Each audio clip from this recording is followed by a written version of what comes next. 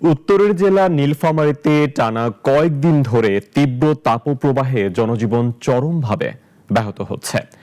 ৩৭ থেকে ৩৯ degree Celsius তাপমাত্রায় বাইরে বের হওয়া কষ্টকর হয়ে উঠেছে সাধারণ মানুষের জন্য। বিশেষ করে খেটে খাওয়া শ্রমজীবী মানুষেরা সবচেয়ে বেশি ভোগান্তিতে পড়েছেন।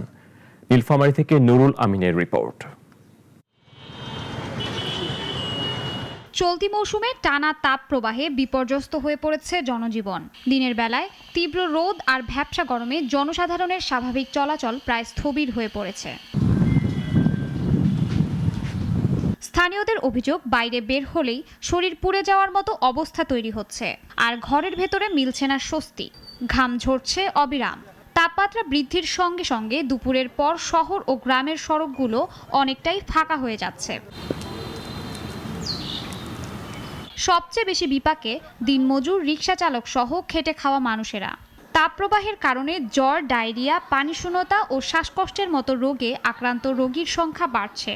নীলফামারী জেনারেল হাসপাতাল সহ বিভিন্ন স্বাস্থ্যকেন্দ্রে প্রতিদিন ভিড় করছেন শত শত রোগী, যাদের মধ্যে শিশু ও বয়স্কদের সংখ্যাই বেশি। তাপমাত্রার জন্য আমরা ঘরে থাকতে পারছি না, সেজন্য আসছি বাইরে মাঠে, কোথায় একটু বাতাস পাবো, কোথায় একটু ভালো থাকতে পাবো, সেই জন্য চলে আসছি। যারা জীবিকার তাগিদে প্রতিদিন বাড়ি থেকে বের হওয়া লাগে, অর্থাৎ দিনমজুর, ওনারা ভীষণ কষ্টে আছে।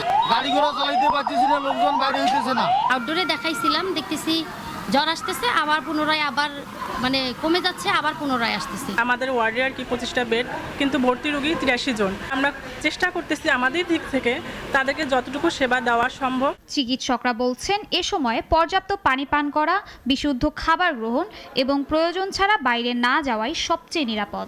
বাসার ফ্রেশ পানি খাওয়ানোর পরামর্শ দিচ্ছি এবং বাচ্চাদেরকে এই তীব্রতা থেকে রক্ষা পাওয়ার জন্য পাতলা কাপড়, সুতি কাপড়, যেগুলা গরম কম হবে, সেই কাপড়গুলো পরিধান করতে হবে এবং পাশাপাশি সকাল 10টা থেকে বিকাল 4টা পর্যন্ত, যেই সময়টাতে গরমের তীব্রতা অনেক বেশি থাকে, এই সময়টাতে বাচ্চাদেরকে যেন ঘরের বাইরে নিয়ে যাওয়া হয়।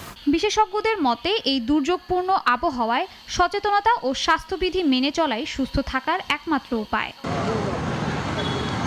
শাশ্বতী সরকার, নাগরিক।